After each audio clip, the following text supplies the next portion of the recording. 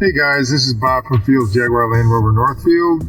Today I'm going to show you how to pair a phone on your brand new Range Rover Sport. So first of all, you go to where it says connect phone, and then where you see where it says use your device to search for Range Rover Sport.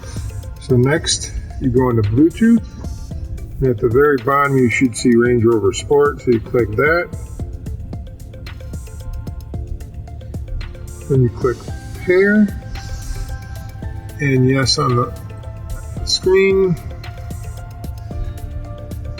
And then if you'd like to allow your contact to sync with the car, click allow.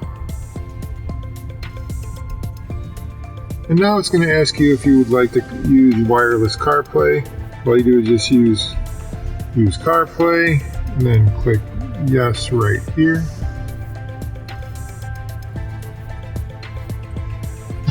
And you are all set.